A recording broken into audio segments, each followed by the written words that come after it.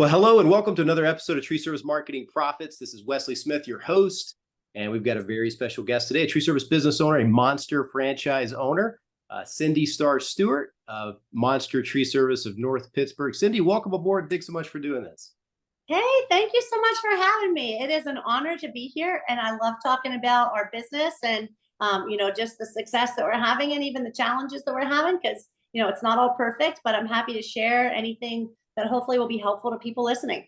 That is great. That is great. It's going to be very helpful because just anybody in the industry, in the tree service business, they love hearing about other business owners, whether they're just a regular tree service business owner or a franchise business owner. Sure. Probably a few nuances there, but thanks so much for joining. And I know it's going to help a whole lot of people. Hey, if you listen to this on YouTube, like and subscribe to our channel. If you're on the podcast, listening to the audio only on the replay later, like and subscribe to the favorite podcast player on all the major podcasts, Spotify, Apple, Google, all of those. So Cindy, tell us a little bit about maybe where you were prior to the tree service industry and the business and kind of what got you, what led you down the path to getting into the Monster Tree Service franchise business. Sure. So my husband, Lance, and I have kind of an interesting background.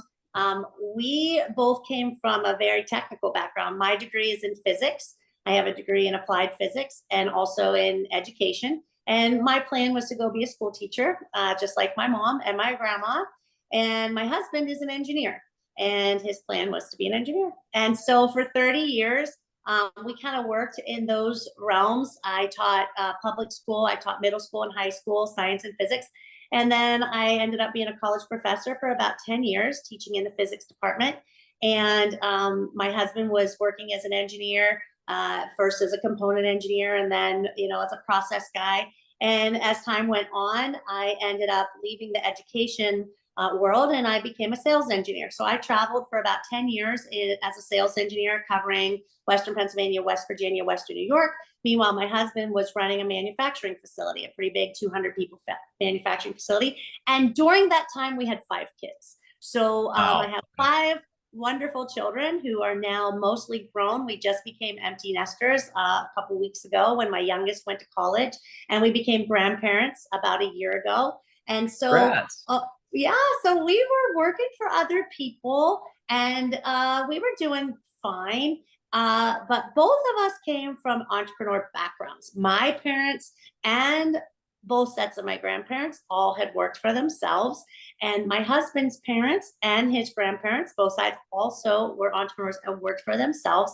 And early on, we saw how much work that was, and we understood what was also. We thought we'll work for other people. So we did that for 30 years. And then we kind of got tired of working for other people, and we were ready to kind of take charge of our own destiny.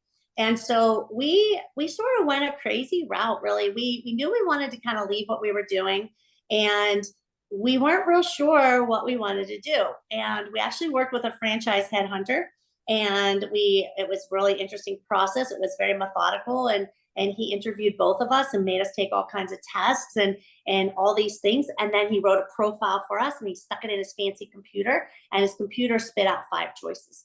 And one of those choices was Monster Tree. To be totally honest with you, we had no idea that a tree service was in our future. We just knew we wanted to own a good business. And there were 4 other businesses. One was like painting, one was junk removal, one was fire and smoke and water restoration. But Monster Tree, just from the moment we started looking into the tree service industry, I remember the first time when we were kind of dating these different franchises, trying to see which was going to be the best fit for us. We drove around. We actually got in our car. We drove to the territory that we were looking at buying, and we drove just to see if they had trees and to look at the trees, because honestly, we had never really paid any attention to trees. And we had actually never had any tree work done ourselves. We really didn't know a lot about it. And we drove in, and I remember us driving around looking at the trees going, oh, they're big trees. Oh, they're dead trees. Oh, there's trees falling down. And we were like, I think this could work. And it just so happened that Monster Tree from the start was a good fit for us. Everything about it was right. And we were like, this is a good fit. And it has been a great decision for us. It was a crazy leap, but everything in our life up till we started this Monster Tree business, all of that experience, whether it was raising 5 kids or teaching middle school or high school or college or running a manufacturing facility or out doing sales in industry, selling instrumentation, all of that experience has come into play. And Lance and I are using every single bit of that experience every day. And the two of us are working together and we're running this business together. I'm more the front man. I'm the face of the business. I'm the customer facing person. I answer every phone call. I'm very involved on the sales side. I'm very involved with the crew and setting up. And my husband, being more the typical engineer type, he's doing all that stuff I hate. He's doing all the data and the computer and Sure. fighting with insurance companies, and he's doing that side. And so we now, September 14th, actually 2020, right during COVID, we cut our very first tree, and we're about 3 years in and just about to start our 4th year. And it has been a fantastic move for us. No looking back. Awesome. Well, that's great. Great information. Good backstory there. I mean, the journey is similar to a lot of people who get into business for themselves. And a lot of times you're just kind of taught, the safest route is to go get a job or be a teacher, you get the pension, you go to be a job, you do the 401k.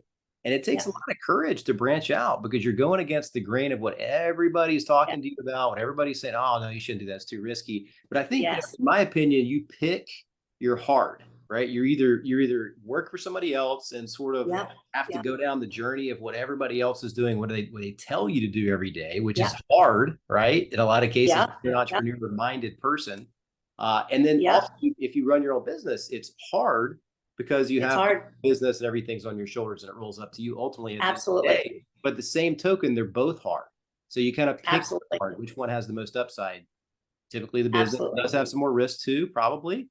But if you know you're a hard worker and you have that grit and determination, I think you kind of know in your gut which direction you should go with that, right? That's probably what you got. That seed was probably planted a long time ago because you had family members in business for themselves.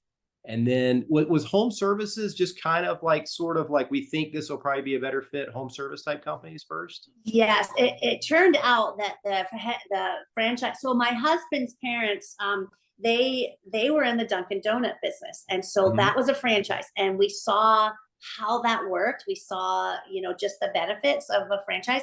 And then my parents had started their own business from scratch. And we saw how that worked. We understood the infrastructure and all. We saw both sides. And a couple things we learned from it. We learned that the franchise wasn't a bad way to go. Today, could I start my own tree company and do it on my own? Probably. 3 years ago, 3.5 years ago, I could not have. I couldn't have done it on my own. And then, so the franchise has been there to support us. We also have this great network of people that, we work together, we share, we have some buying power together. We have a lot of things in place. At the end of the day, I still own my business. At the end of the day, Monster Tree Corporate has no real bearing on my success or failure. It is on me. And we knew from the get-go, it was going to be up to us to make this work or not work. But we also understood that, watching my parents have to do everything on their own and invent everything by themselves, there were pros and cons to that, definitely. But for us, it made sense. The one thing we did learn from both of our parents that we knew going straight in is we didn't want to do food. Both of our parents had been in the food service industry, and we both grew up with that. And we both knew that in the food service industry, you are always working when everybody else is playing. And we ever decided we didn't want to do that. One of the reasons we wanted to go into business for ourselves was to have more freedom, to be able to do things with our kids and be able to travel and do things with our grandkids, and have that kind of freedom that we decided the food service industry didn't have for us. But yes, that's kind of how we ended up picking that. But the service industry side, it just happened that who we worked with, they specialized in the service industry. And it made sense. There was a lot of reasons why the service industry, made sense. And we have a heart for people. And so being in the service industry, you have to be willing to work with the public and work with people. And I have a heart for people. My husband has a heart for people, and we care about people. And so it was, that in general was a good fit. And so that's how we ended up with that. That's great. That's great. Yeah. My dad owned a plumbing business for over 30 years and was in the industry for probably 45. And so we did that too. We went to residential and commercial places and spoke with customers and did all of that stuff. So I know all about going to the, to the residences, going to the businesses and home services. Well, that's cool. So and I look at the franchise model too, is you have kind of a built-in support system, which is awesome when you're starting off in business, right? Because you're on an island out by yourself, typically as a business owner. You don't really know who to talk to. I mean, sure, you can talk to your spouse, talk to your close family, your friends, but not everybody understands what you're going through. So it's difficult sometimes to get the feedback and what you need. And so having like a mastermind or even a Yes. coach, which the franchise kind of can be considered sort of your coach and sort of Yeah. giving you that framework and roadmap to kind of go from A to Z, right? Start up to Right. successful business. And so you have kind of that business in a box with the franchise, which I guess are some of the pros, right? And that's really a way to get off to a fast start. Can you talk to a little bit about that? I guess that's probably some of your thinking about it too. It's like, wow, they can help us get up and running fast, and they've been where Yeah. we want to go, and they're where we want to go. So maybe this For is a sure. quicker route, you know? Yeah, for sure. So, I mean, just because you buy a franchise doesn't mean you're going to be successful. I came early in my life. You know, I was a creative memory salesperson, and basically that was back when people were learning how to do scrapbooking and stuff. And I remember some of my friends were like, "I'm going to be a Mary Kay lady, and I'm going to be a Pampered Chef lady. It's going to be perfect. I'm going to work from home, and I'm going to get paid all this money, and I'm going to, you know, the customers are just going to flock in, and it's going to be awesome." And I'm like, it's a lot of work. If you want to do well, people aren't just coming knocking on your door asking, "Hey, can I buy your whatever it is you're selling?" There's a lot of work. And Lance and I knew that we had the grit.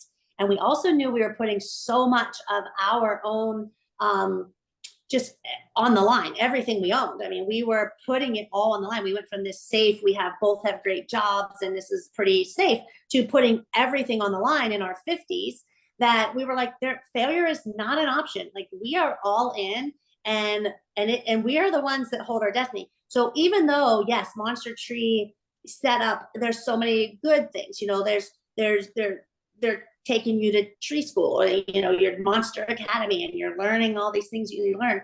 They're telling you, you know, here's the computer program that you're going to use, and here's your logo, and here's where you're going to get a good deal. You're going to buy steel, you know, saws, and you're going to get a good deal on them, and you're going to get a good deal, and you don't have to invent your logo. There's all this great stuff in place that you can use as a tool, but also you can do your own thing. I had actually early on, I had thought about maybe wanting to own a Chick-fil-A, and I did all the testing. I went through all the process. I went through everything. And in the end, when they did my personality test, I came out as non-conforming. And Chick-fil-A wants you to conform. They want everybody to say the same thing, and they want everybody to do it the same way. And they weren't interested in somebody who had their own ideas. Where with Monster Tree, we have a pretty good infrastructure of, here's how you do things, here's the support, here's what we recommend. But it's my business, and I can run it the way I want to. And I do. My husband and I, we run it the way we run it. And we try really hard to be a support to other Monster Tree owners. We're on the Monster Tree Advisory Council. We try to mentor other people who are coming on. We share our successes and our failures. We're a pretty open book, because we feel like, gosh, we failed terribly at this thing. Let us tell you about, so maybe we can save you from failing at it too. And that's that network of other people. There's about 86 or something Monster Trees across the whole nation. We're still independently owned, but we have that support network, and we have that infrastructure. So it's kind of like the nice balance of being a family-owned business, but you're not just completely on your own. So it's a nice balance for us. I like that. Yeah. And I think that that's very attractive to a lot of people who are getting into business. We got a support system built in. We don't have to dream up all of this stuff. It's a business in a box. We can kind of take it and run with it. That's awesome. So you guys burn the bridges, right? Burn the boats whenever you left the corporate world to go into your business. We But did. I think that says a lot about how successful you've been so fast. And we'll get into that in just a few minutes. But I think that says a lot about, like, if you've already been down the other path and you kind of are sure that you don't want to continue down that path, there is no plan B at this point. You go into your business and it's like, I'm going to make this happen. I think there's something about the determination of, like, I'm not going back. Yes. I'm not going to look in the rearview mirror. I don't have 1 foot in, 1 foot out, so I can still go back to whatever it is. That's powerful for getting it done faster, because you're all in, right? There's no plan B. Talk a little bit about that thought process when you first got started, and thinking like, okay, this is it. We're moving forward. Maybe like the launch up phase of Monster and how all that kind of worked. And maybe maybe the first 3 to 6 months probably was the most tumultuous, I'm sure. Absolutely. So actually, we started the process. We actually set the record for the fastest people ever in history, from the moment we learned the name Monster Tree until we cut our first tree. We were the fastest people. We were on we're going, we're focused. And you know, it was challenging. You know, it was scary. We basically emptied our 401k. We took advantage of a program called the ROBS program that allowed us to empty out our 401k and not pay any penalty. basically, that money is turned into stock, and the stock owns our thing. These are all Is it like things. a COVID rule, like for a 6 months or a year? No, the Like ROBS program, I think, is available in general to people. It's a way that allows you to rob that money out of your 401k without paying a penalty. That money is still, it's now set into stock. So instead of your money being in the stock market, it's over here in the stock that's held at a firm and yada, yada, yada. But we were able to take advantage of that to kind of take that 401k money, and that gave us kind of the money that we'd been squirreling away for 30 years. That gave us the money to get started. There were some other incentives. There were some things that were happening because of COVID, where, if you got an SBA loan and things like that, there were some incentives. And so we were kind of on a deadline to kind of get some of those things. And one of the other things that pushed us to start so fast was Monster Tree really didn't allow you to start your business after about the second week of September if you lived in the Northeast, which we're in the North Pittsburgh region. If you were in the Northeast, they didn't want you starting later than that because winter is too hard. So they needed you to give you some time to have success before you hit the doldrums of 0 degrees and the snow and all that stuff. So we were on a kind of a fast track. And interesting enough, though, that 2020 COVID was great for the tree service industry in a lot of ways, because people were home. They were looking at their trees. They had nowhere to go. They had nowhere to spend their money. They couldn't go out to eat. They weren't going on vacation. They're like, my trees need work. And so people were like, oh, let's fix our trees. And we were able to go out there and work. We were outside. We weren't like in their houses. So we weren't having to, do a lot of these things that people had to do to keep COVID working. And it was actually a great time to get started. And so we kind of hit the races on that. We made some strategic decisions right from the get-go. Like, for example, the recommended Monster Tree package is really kind of equipment for one crew, one 750 Ford 750 chip truck, one Bandit 18-inch XP chipper, and a second truck, which would be like a mason dump, maybe a 350 or something mason dump, and then a stump grinder and an Avant. That was kind of like your starting package. And we were like, we know if you're going to make any money at this, one crew isn't going to cut it. And so when we were kind of using that initial chunk of change, we were like, we're not buying the mason dump. Give us 2 chip trucks right from the start.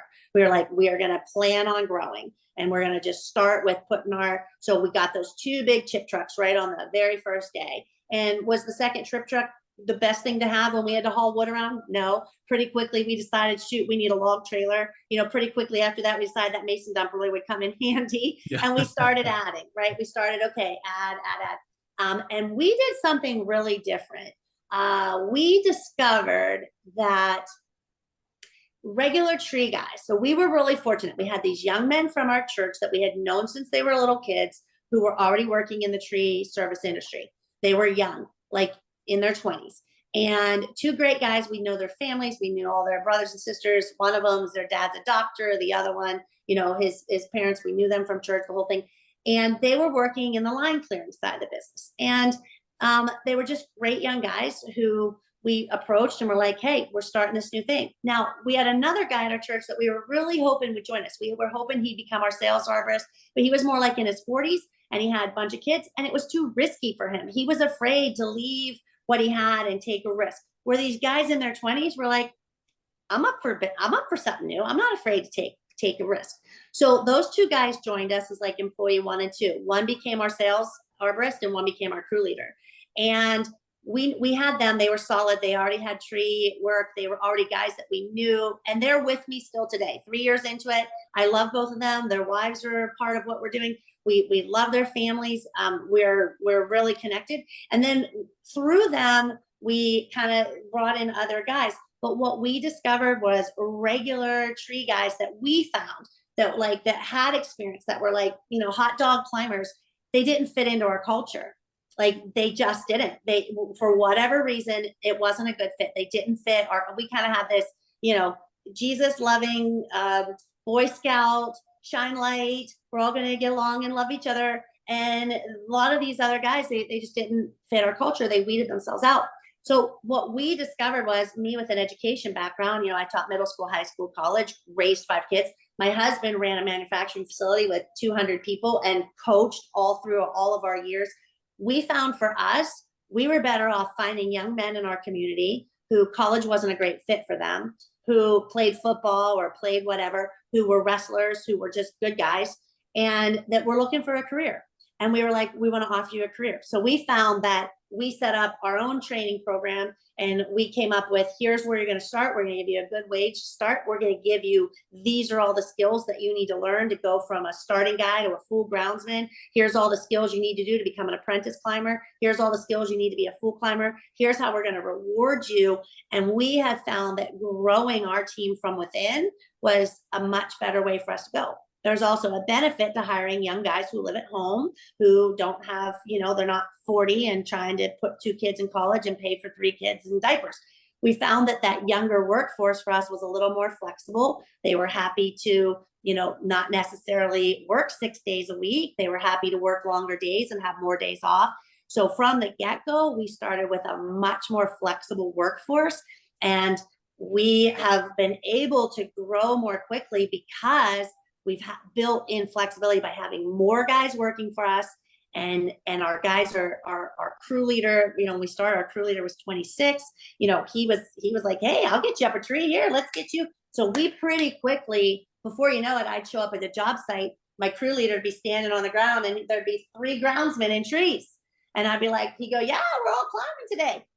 And that young energy and that enthusiasm and our encouragement of that, because of who we are and our background and our wanting to see young people succeed and have a great career, that flexibility is what really allowed us to kind of launch quickly and grow quickly, because we were able to go from 1 crew to 1.5 crews to 1 3/4 crews to 2 crews to 2.5 crews, because we had some built-in flexibility, and that's been a real key to our success.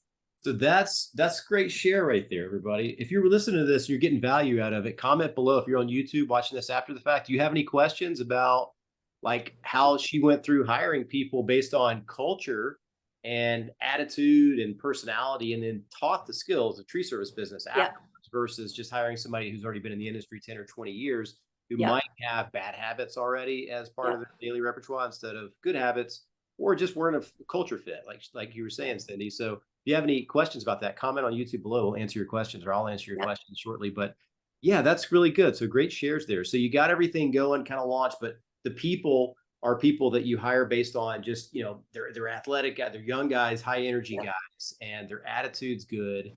You know that you can teach them the tree service skills over time, over the next several months or years. Grow internally instead of bringing people from the outside, because they already kind of know your process. Everybody gets along. It's a culture thing. I had another guy, another podcast, Brian Walters. He's in Orlando. Second to None Tree Service, I think is what it was called. And they've grown their business very fast too, based on exactly what you said, the culture and the people, because that breeds better culture of the whole company as a whole. And it also attracts a lot of other local people into your tree service business to work for you. And he says that's been his biggest marketing thing, is just treating everybody great and having a great company culture, right? So I have not advertised ever. I do not advertise for workers. I don't advertise workers. Literally, almost all the guys who work for me have come and asked me, can I work for you? And because they've heard from their buddies who work for me, hey, this is a great place to work. I love the guys I work with. I haven't had this kind of experience since I played high school football. It's hard work, but man, we have a great time. We care about each other, all this stuff. And when the guys, it's so funny, when these young guys come and ask me, can I work for you? I say, oh, you don't want to work for me. It's hard. This is terrible. Like, we work in terrible weather. It's hot. It's cold. It's miserable. To try to negative sell it, downplay it at first. Yeah, I'm like, it's terrible. Are you sure? It's terrible. It's so hard. And they're like, no, really, I want to do it. I'm like, all right, well, if you're sure. And and that's been a real key to success. My own crew has done all of the recruiting through their own sharing on their social media, through talking to their friends. And then we know that there's not really a great, like, you can't go to college right now. You can't go to trade school to become a tree guy. It's not available. So we have really invested in coming up with, here are the skills that you need, and here's the raise that goes with it. And there's no pressure. We're going to hire you as a groundsman. You know nothing. You don't have to know anything. You don't have to have ever touched a saw in your life. You don't ever have to have driven a truck with a boat behind it. You don't have to know anything, but you have to be willing to work hard. And you have to commit that I'm not going to quit. for at least, 2 or 3 months. Like, I'm committed to this for a period of time, because it's expensive for me to bring you on, because we have, every guy has a Protos helmet with the Cena in it. Every guy is wearing chainsaw pants that we're providing for them. Every guy is being, outfitted with the best stuff. And it's a big commitment for me to bring somebody on and give them the only thing they have to provide is their boots and their underwear. That's it.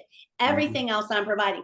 They're not providing their climbing gear. They're not providing their saws. They're not providing anything except for a good attitude, a willingness to learn, and a good work ethic. And then what we discover is we're like, you don't all have to be. I have great climbers. I mean, people say climbers are like unicorns. I have great climbers, but it's because our culture is we have great climbers, and my guys have a teaching spirit. But what I discover is some guys have all these great skill sets, but they get way up in the tree and they have to blow the top out of a tree, and they're scared. They're like, that's scary to me. And I'm like, that's okay. What is it that you have an interest in? Let's figure out how to get you down a path that's going to work for you. So I have one young guy who he has a real enjoyment of the plant healthcare side of the business. So we encourage him. We'll give you a raise if you go study, get your pesticide license and you learn about it. And then you can be the crew leader of the plant healthcare stuff. And you're going to be my plant healthcare expert. You don't have to be a great climber. You can do that. I have another guy. So what I discovered was our stump grinder was broken all the time.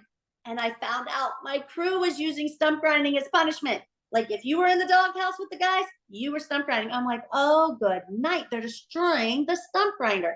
And so I found out that one guy was like, he was kind of afraid when he got way up high. He could prune beautifully. He was really great. But when you got him way up high, he was a little nervous. But he was the one guy who really did great at stump grinding. And he had a little bit of mechanical side to him. And he understood like taking care of the stump grinder. So I'm like, will you be my stump grinding champion? I need someone who will take ownership of this stump grinder. And man, as soon as we did, we gave him a raise, gave him the stump grinding champion job. I never let my stump grinder go out without that guy on the job. My repairs have gone down. He has some personal responsibility, and everything's really great. So it's not just, oh, this is your only path to leadership. It's like, what is going to work for you? And the way we back that up is like the past 2 years, we took everybody on our team to the TCIA conference. We got a big house. The mom was doing all the cooking. Everybody went. We all got in a big bus. We got rented a big bus, and we took everybody there. And then everybody went to the show, and everybody took the classes. And we're like, we're going to put our money where our mouth is. That was probably a $30,000 or $40,000 investment on our part, not because that's how much it cost us, but all the downtime that we took by not working and paying for the house and the food and the tickets. But we're like, we got to put our money where our mouth is. If we're saying that we want you to grow and really be a professional and grow in this career, then we have to give you a path to do that. And so those are some of the ways that we've done that to just kind of encourage that personal growth. I love the TCIA. We're going to be there in November. We always get a booth.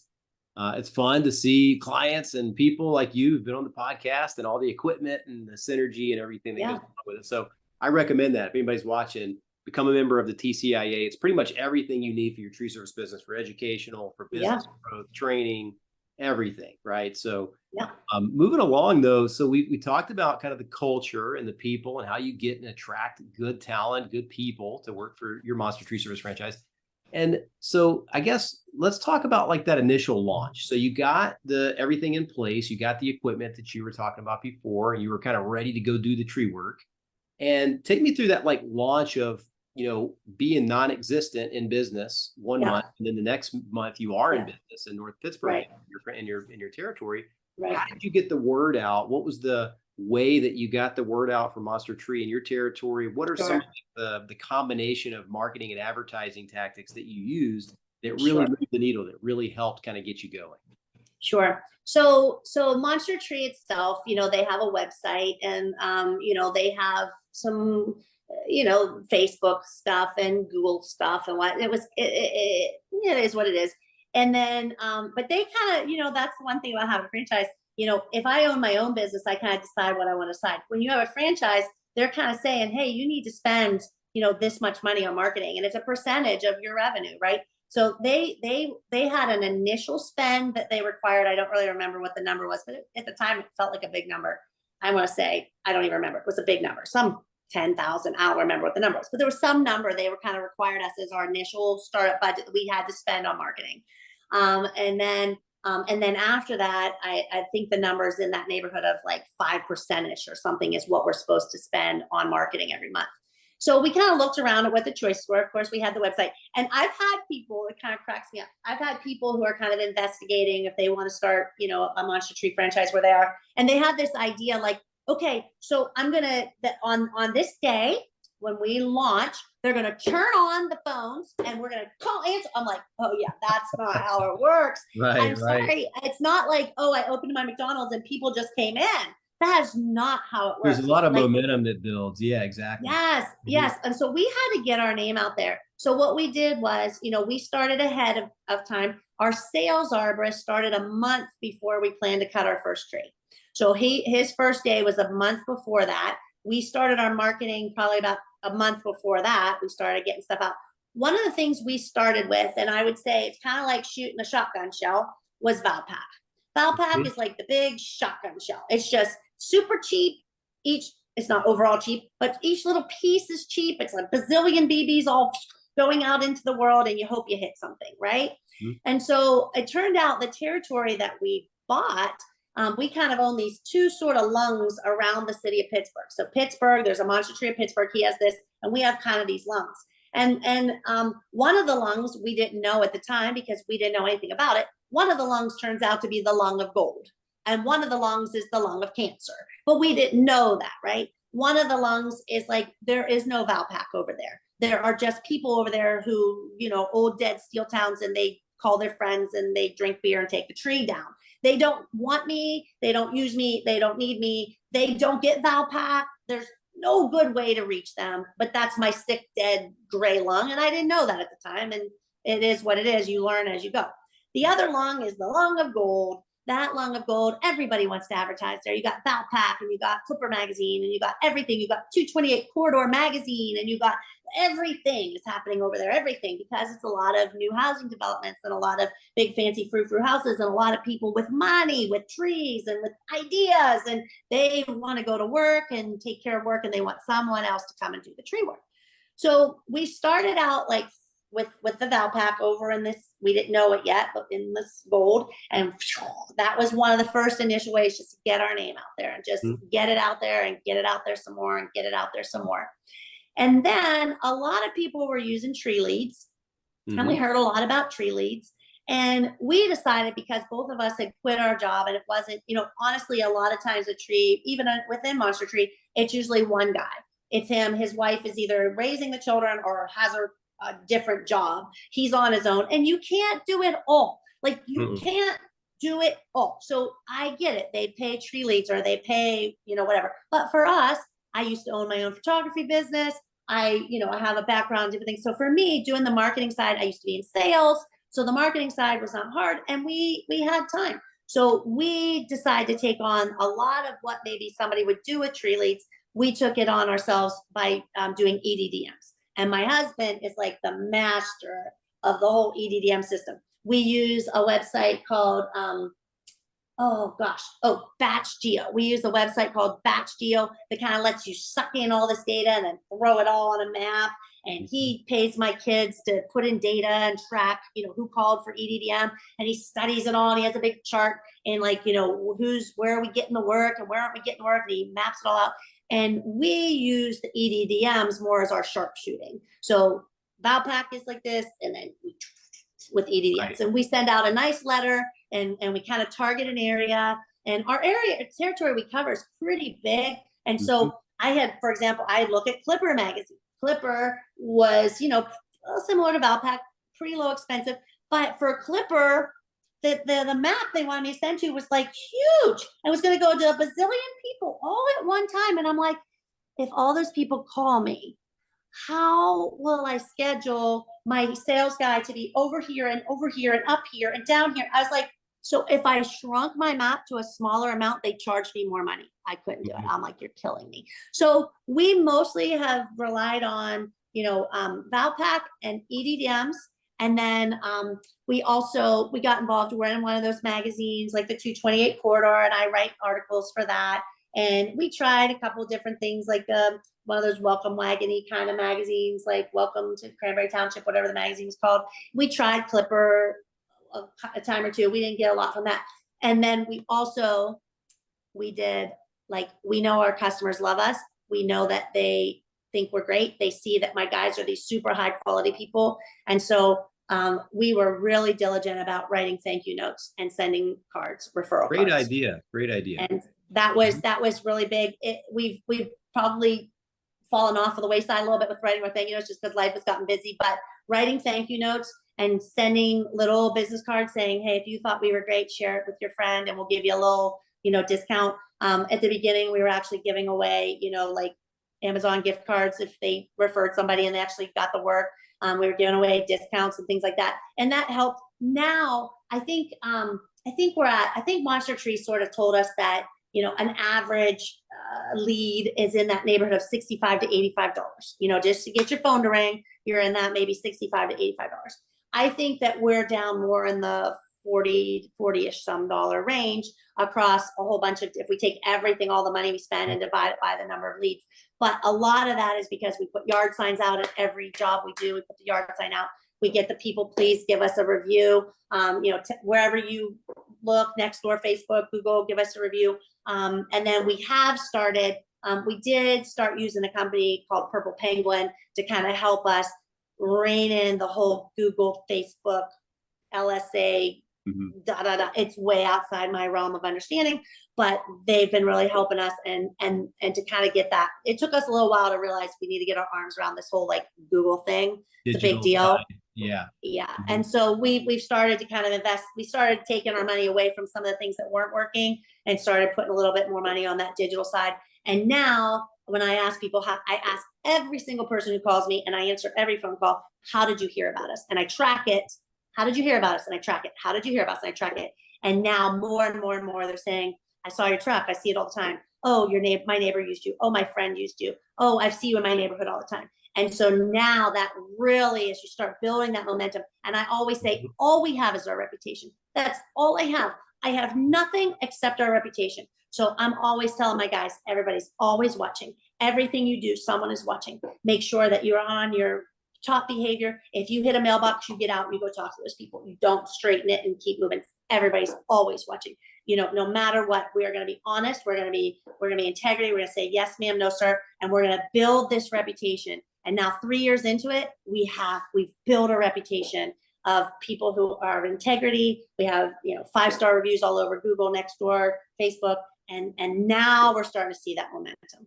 That is awesome. Great stuff there. So it's essentially a stack of marketing that you're doing. It's a marketing stack. So it's kind of a foundational. When you first start, you had mentioned direct mail, EDDM, which is every door direct mail, Valpak, which does kind of shotgun approach the entire community, the entire area that you want to cover for a low cost per unit. But it sometimes could be more of the coupon clippers, I think, that are searching those magazines. So sometimes it's a good fit, sometimes it's not, type thing, right? For the Valpak. For sure. At the beginning, I remember being like, why are all of our customers over 80? I don't understand. Why are all of our customers? And I was like, oh, because the people who are calling us got Valpak. And that's the only people who look at it are people who are like, 75 plus. So we're like, if we're going to get the young people, the young professionals, we're going to have to move past just Valpak. Yes. So in addition to doing a very, very good job for everybody, yes, ma'am, no, ma'am, yes, sir, no, sir, all of those like respectful things that everybody needs to be doing on job to job to really build that kind of like image of your business, right? A really good image is the marketing stack. So we teach this too to all of our clients. It's really a multitude of a lot of different marketing channels combined together that gets you the results that you want, right? So starting off with the direct mail is great. You're telling everybody, hey, we're here, we're in business. If you have any tree work, we're going to be in your neighborhood, call us for a discount, whatever it is, you're kind of getting the name out. From there, you start stacking more things on top. So then you start doing EDDM. Then you make sure you put signs out, because these are, more inexpensive things you can do that you can do on your own budget, where you don't have to pour a ton of money into it, but you can get a lot of impressions. Absolutely. And marketing and sales is really about impressions over and over and over and over again. Eventually, they're not going to forget your company. They're going to call you when they Yes. do have a tree service need, even if they don't need it now. But it's a Yes. stacking of different marketing channels where everywhere somebody turns, left, center, right, Yes. behind them, down, up, they're going to see Monster Tree Service, or Yes. you're a tree service company. If you're watching, you're a Yes. different tree service company. So it's all of these different things. And then we didn't really mention yet, like email newsletter marketing, maybe text offer marketing. There's a lot of different things you can do to your customer database too to get more referrals. And you're doing like pretty much everything. And that's really what compounds the results and really helps you get further faster, is because you have the Yes. branding incorporated with your marketing. So you're also getting Yes. the benefit of the memorability in your local market. People remember your brand and remember the Monster Tree Service brand because you're doing so Yes. many different channels of marketing. In the beginning, it can feel a little bit expensive, right, to get it launched and to get it For going, sure. but it does pay dividends over the next months and in several For years, sure. because it just amplifies the results the more things you're doing simultaneously. Is that For kind of sure. been And your experience? yeah, the scary part is that when things are tight, when it's hard and the phone's not ringing and you're like, oh, the bank account's looking low because we just had to spend all this money on repairs, it's easy to get afraid and not spend the marketing dollars. And yet that's when you have to take that leap of faith and spend the marketing money. And it's a lot of money. When you look at how much money it is, how many thousands of dollars, you're like, oh my gosh, that's a lot of money. But we just try to look at it more like tracking how much is it, are we bringing that cost per lead down over time, are we, because are we answering every phone call that comes in, are we doing our due diligence to get back to people, are we taking advantage, like my guys who are like on the ground who are doing the work, like every one of them is on the sales team, because if a neighbor comes up, they used to be like, here's a card. I'm like, no, don't hand them the card. I want you to talk to them, get their name, get their address, get their phone number, get their email. I put cards in every truck. They're just pieces of copy paper. I just put name, address, whatever. I put cards in every check. And yeah, they can hand them our business card for sure. But I don't want to take a chance that that person's going to decide to call me or not. I'm like, you collect their information, I will reach out to them. So my guys are like, quickly, they text me. They'll either write on that paper, or they'll ask the people to write on the paper, or they'll text me, the neighbor next door, here's their address, here's the phone number, they need their tree taken care of. And then, we have kind of some rules for them. If it's like maybe 300 or less, that they can just negotiate it and add it on, great. If it's bigger than 300, I'd rather one of my arborists go out and meet with them and set up a whole appointment and talk with them and schedule that work for another time rather than screwing up the schedule for the day. So we kind of set some parameters, but every one of my sales guys is on this, every one of my work or production group, they're on the sales team too. They're representing us everywhere they go. And in both passing out cards and collecting people's information right on the spot. Yeah, that's good. I mean, that's really that adds up, right? To several It hundred does, more contacts than you would have had otherwise. And so, for like, sure. the bigger your database gets over the years, the less marketing dollars as a Yes. percentage you'll need to put out, because your list gets so big and you've got such a big email list, such a big text Yes. list. And another thing you mentioned too earlier, Monster's getting into this, I think, from what I've seen too, is the plant healthcare side, the tree healthcare. Yes. And most of our really large clients that have really kind of bolted on this additional strategy of plant healthcare, Yes. tree healthcare, have really grown into the multiple millions of dollars in revenue, because Yes. that's a repeat and recurring service that you're offering monthly, For quarterly, sure. whatever. And the contracts can be pretty large with universities and governments and property managers, homeowners associations. So that's another way that I think, you're definitely going down the right path as far as what we see with some of our clients that are Yes. doing both, like the traditional tree service and then the plant healthcare. Because I think just over time, that continues to be more of an important topic, is taking care of trees, saving trees, plant healthcare, tree healthcare. That's more kind of on people's minds, I think, more as we go more into getting green, as a country and as Absolutely. a world. So Absolutely. has that been good for you guys? Like, are you kind of starting to see that? Yeah. So sometimes the plant healthcare can be, it's funny. I remember, early on, it was like, the arborists, I now have two sales arborists, and my guys, they were like, oh, let's get a tissue sample and we're going to get the tissue and we're going to send it in and we're Yeah. going to get the back. And then you're like, oh dear God, did we get that tissue sample back? Hey, who got the email? Did anybody follow up with these people? We didn't follow up with the people. When are we going to go out there? And you're like, Right. oh man. So Yeah. you have to start building processes in place. So we had to Mhm. okay, how do we build the process in that? The other thing is like, when my arborists feel completely free to, just, this time I'm gonna prescribe this solution, and this time I'm going to prescribe Right. this solution, and this time and then my guys are out there going, I'm trying to do the math here, and I have to do, make this special concoction for this tree and the special, and we're like, hey, sales guy, why did you do this to this person? Well, I don't know. I just kind of felt that way. I'm like, you're killing me. We've got to streamline this because the math is too hard and we're spending too much time. And we need to come up with something that's a little more streamlined that makes sense. And because the chemicals are expensive. The products that we're buying are expensive. And, the math is not easy. Those labels sometimes are like, I have a degree in physics and I'm looking at the labels going, it's in ounces, it's in milliliters, it's in dBH, it's in square feet, it's in height of the tree. It's, and this on Wednesday do this, but on Tuesday this. I'm like, they're killing us with all these different things.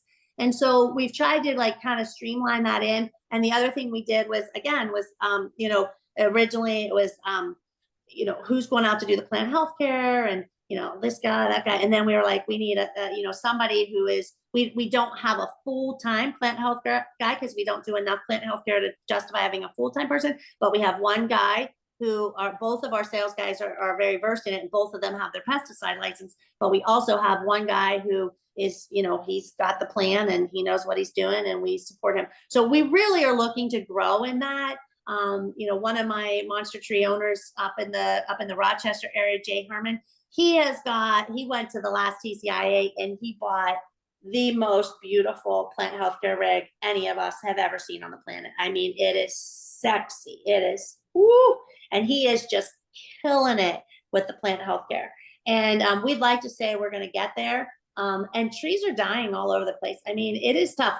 Every builder in Western Pennsylvania had like 3 trees that they put in. They were pears, they put in Bradford pears, and they put in flowering crab apples, and they put in plum trees. And all 3 of them are dying here.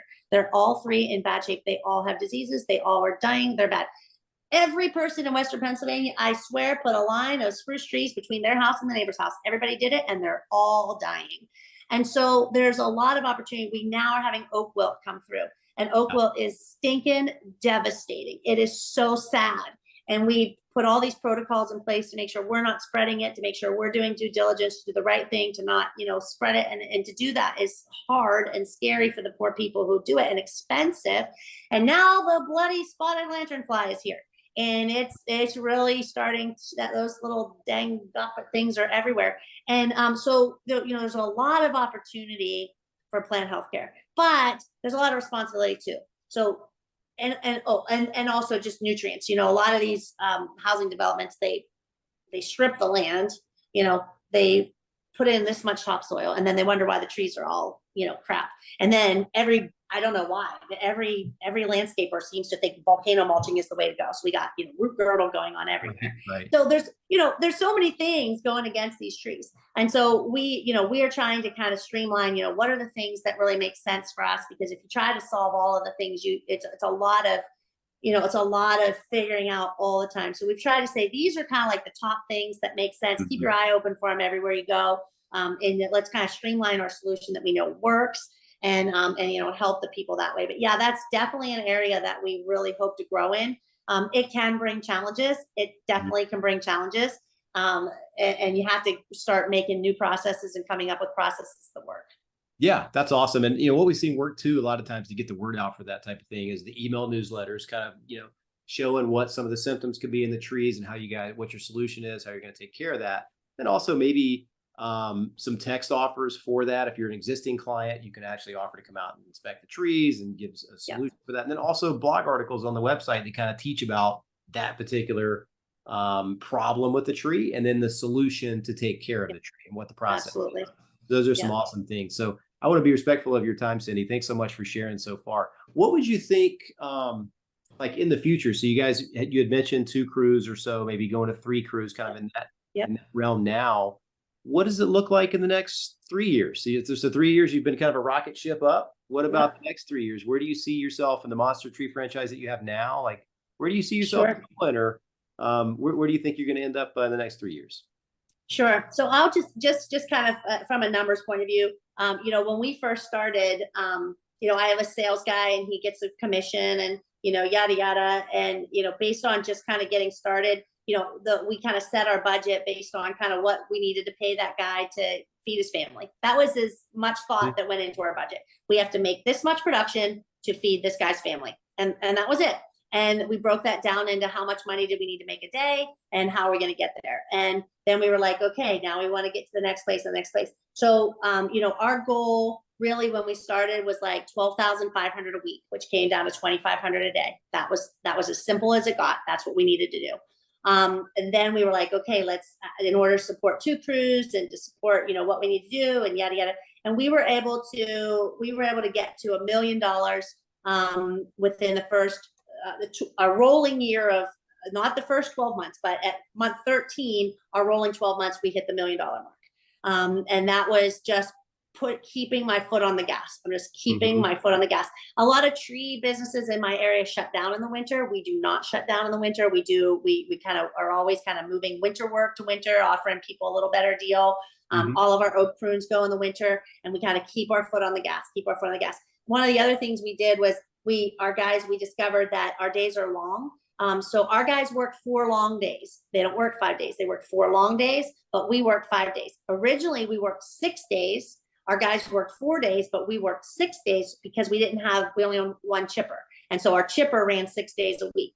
And then we were like, okay, well, by the time we got that second chipper, we had enough guys that we could then stop working Saturdays and go to work in. And at first we were like, we worked 5 days a week on 1 crew, and we added 1 crew here. And then we maybe we're working 7 crews a week instead of 6 crews a week. Then we were working maybe 8 crews a week until we had the equipment and the guys. And then we were working, now we're trying to be more like at about 12 crews a week. So like maybe working 2 crews on 5 days and maybe 3 crews, maybe go out, plant healthcare or whatever, go out. So that's one of the ways that we've been able to grow with that flexibility. So ultimately our goal is by using this flexible workforce and giving the guys the opportunity. And I'll tell you, it works great for employee retention. They don't call off very often because I let them say, if you need a day off a week, you're only supposed to work 4. If you need Tuesday off or Friday off or Monday off, tell me you need that off. I have 1 kid. He's one of my favorite people and one of my best workers. He's in college. He works full time in the summer and he works 2 days a week during the school year. And that works out great for me. And so our goal is to get to that place. Ultimately, in order for my husband and I to kind of pay people to do what we do, our goal is to get to 4 crews.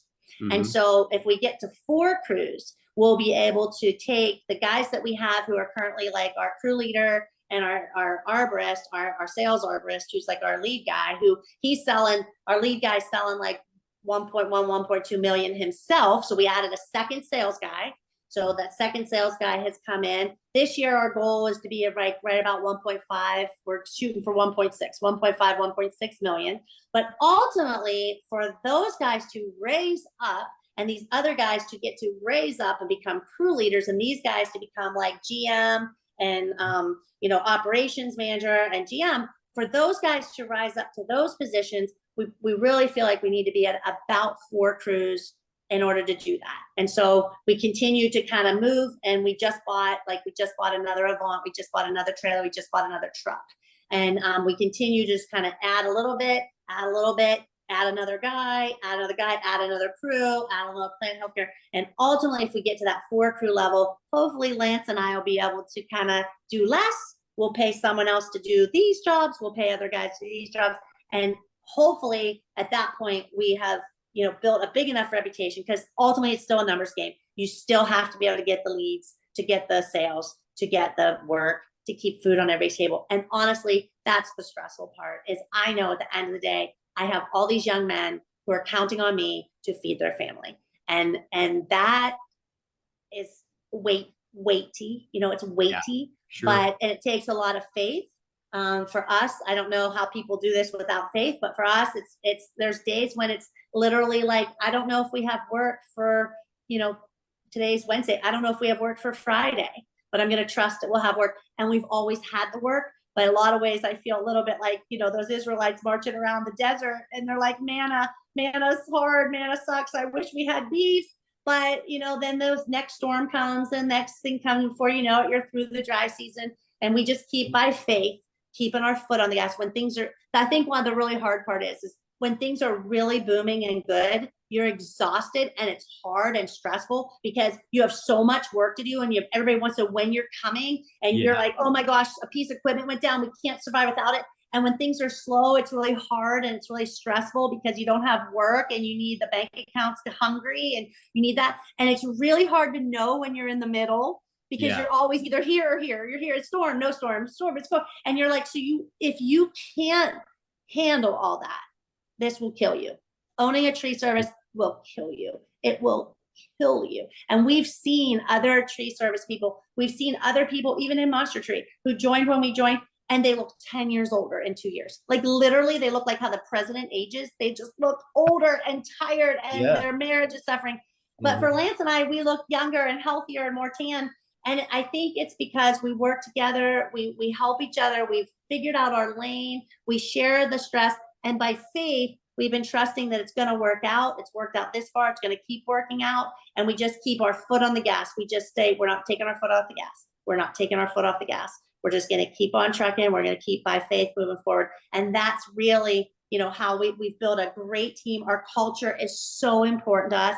We don't, even if there's some really great guy that like might bring us a lot of money, we're like, it's not worth it if he doesn't fit our culture because it'll just be a disaster. So we're really protective of that culture. And we really kind of have principles. We have to make sure that we put our money where our mouth is, and that if we say education is important, we actually educate them. If we say their health and them having teeth is important, we need to actually offer health care. If we say we're going to make this a profession, we actually need to offer them things that are professional and treat them professional. If we say safety is really important, then we're going to buy them really good safety equipment. If we say that these things matter, we're going to do the right thing even when it's hard. And if you just keep doing the right thing, day after day after day, before you know it, good things start happening. You build a really strong reputation, and you build a really great, solid company. And that's what we've been doing, and that's what we plan to keep doing. That is awesome. Well, where there's a will, there is a way. And since you're a hustler, I can tell. And so that's what your whole team takes on, the same type of traits, I think. If the leader is gung-ho and all about it and passionate about their work, then so is everybody else, right? And so you've taken that into your business and done that. And it sounds like you guys are on a path to just doing tremendously well over the next several years too. I guess the last parting question. Yeah. So the last parting question, I really appreciate it. I want to be respectful of your time too. If you guys are listening and you're watching this on YouTube, comment below if you have any questions. Happy to answer those later. So I guess the last question was like, anybody that's getting into the tree service business, let's say they just started, or they're thinking of starting, or they started a year ago, what maybe type of encouragement, or what maybe, and you just went over a good bit of that, but like maybe just some parting words as to like give them that courage to continue going, keep moving forward, work hard, and just show up every day. I think a lot of success is just showing up every day, right? And a lot of people sometimes discount that, but it literally is just showing up every day, because there's so many other tree companies probably in the local area that aren't professional, don't show up every day, don't honor their word, don't do the right thing. And so by you just doing that, kind of sets you apart from others. So what would you say, I guess, to that person just getting started out? So I think the biggest thing is to know where your strengths are, and to really, you know, allow yourself to do the things that you're really good at, and don't be afraid to pay people to do the parts that you're not good at, or that maybe you don't like, or you're not as skilled at, and always be ready to learn. But I know for us, like my husband and I are not, my team does not need me out there micromanaging them. They know how to take trees down, and I have to trust them. I have to set them up, and I have to trust that they're going to do it. But we're going to use good processes. We're going to set everybody up for success. We're going to set our standards very clearly. We're going to trust our team. We're going to hire people that we can trust. We've got to trust these people, and they have to trust us. And we have to build this whole thing on trust. But you can't do everything. When I see other tree service, other tree owners, when I see that they're not thriving, it's typically because they don't have work-life balance. They are trying to do everything themselves. They're trying to do all the marketing themselves. They're trying to pay all the bills themselves. They're trying to answer the phone themselves. Then they're trying to go out and micromanage the team themselves. Then they're trying to be on every single job, and they're out there, and they're afraid that the team won't do it well if they're not there watching them. Then they have to go to every sales visit, and they have to do that, and they have to do all of it because they can't trust their team. And you can't do it all. I've raised 5 kids. I've done all these things. I used to tell my friends, I can do it all. I can do it all. I just can't do it all and be healthy and happy and still married and sane and have balance. So figuring out ways to have work-life balance, figuring out how to bring the right people alongside you and trusting them and giving them the tools and setting them up for success. And then when things go bad, there's one thing I didn't say yet, but this is like one of my big things, right? I'm a college professor, but now I'm working with all these blue collar young men. And I'm always saying, when something bad happens, and bad things happen all the time, bad things happen. It just does. But when something bad happens, rather than flipping my mind and screaming and yelling and being crazy, I say, you know what? We're going to learn from this. We're going to call that tuition. I get it. You didn't get to go to college to learn how to be a tree guy. You just hit that person's car when you were going around that bend because you didn't understand how to deal with that situation. You just dropped a log onto a blower because it was inside there. You just had this thing happen. And you know what? We're going to learn from it. So we're going to learn, how do I avoid that next time? Yes, that costs us a lot of money, but we're going to learn, because if we don't learn from it and we don't change our process and we don't, have a meeting on the mound, then it was just a waste of money. It was just a total waste of money. But if we learn from that and we say, oh, that bad thing happened, let's all have a meeting on the mound. Let's learn from it. Let's change our process. For example, I had my guys, oh my gosh, they kept backing up without a spotter, and they would, they would hit something, or they would, they'd hit a mailbox, or they would jackknife the chipper and they break the thing. And I'm like, you know what? We aren't going to do that anymore. We're going to have a spotter every time we back up. I don't care. You have to have a spotter. Every time you back up, you have to have a spotter. And now that costs me more money because I can't send one guy by himself anywhere because he won't have a spotter. But those are the things. So if you can learn from it and you can find people to bring alongside you to share the load and trust them and set up good processes and keep moving forward, keep your eyes forward and keep moving forward, you're going to be a great success. That is awesome. Great advice, Cindy. And thanks so much for sharing. I think everybody's going to get a ton of value out of this episode today in this interview. You shared some really great nuggets on your marketing, how to grow the business, company culture, how to attract the best employees, kind of just everything that everybody needs to hear when they're starting out their business, or been in business 5 or 10 years too, for that matter. So I want to just thank you so much for joining today and just sharing, your experience with the tree service business.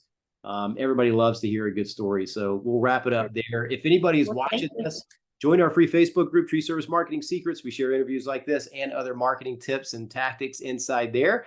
And Cindy, if you want to come on again one day, if you have anything else you want to share down the road, it's always open. Sure.